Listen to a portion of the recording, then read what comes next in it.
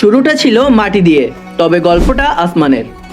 আল্লাহর হুকুমে ফেরেশতা আজরাইল পৃথিবী হতে মাটি নিয়ে এলেন। আল্লাহর হুকুমে দেহ তৈরি হলো, এরপর তার মধ্যে রূহ দেয়া হলো। চোখ খুললেন পৃথিবীর ইতিহাসের প্রথম মানব হযরত আদম আলাইহি ওয়াসাল্লাম। তাকে সৃষ্টির সেরা জীব হিসেবে সম্মানিত করার জন্য ফেরেশতাদের উপর আদেশ হলো, তোমরা আদমকে সিজদা করো। সবাই সিজদা করলো শুধু একজন বাদে, যিনি ছিলেন ফেরেশতাদের সর্দার আজাজিল। সে বলেছিল, আমি আগুনের তৈরি আর আদম মাটির। তার এই অহংকার তার জন্য বয়ে আনলো চিরকালের অভিশাপ। আজাজিল হয়ে গেল ইবলিস। এরপর সৃষ্টি হলো আদমের সঙ্গিনী হাওয়া। কিছুদিন তারা বেহেশতে শান্তিতেই ছিলেন, কিন্তু শয়তানের কুমন্ত্রণা এলো। কুমন্ত্রণায় পড়ে হাওয়া গন্ধম ফলটি নিজে খেলেন এবং আদমকেও খাওয়ালেন। এবার তাদের উপর নাজিল হলো আল্লাহর আযাব। তবে তারা আল্লাহর দরবারে তওবা করলেন। আল্লাহ ক্ষমা করে তাদের পৃথিবীতেই বসবাস করতে বললেন। আর এভাবেই শুরু হয় মানব সন্তান ও ইবলিস শয়তানের চিরশত্রুতা। শয়তানের প্ররোচনায় পড়ে আদম সন্তানগণ সবসময় ভুল করে, তবে তাদের ভিতর যারা তওবা করে নেয় তারা মুক্তি পায়, আর যারা তওবা না করে অহংকার প্রদর্শন করে তাদের উপর নাজিল হয় আল্লাহর চির আযাব।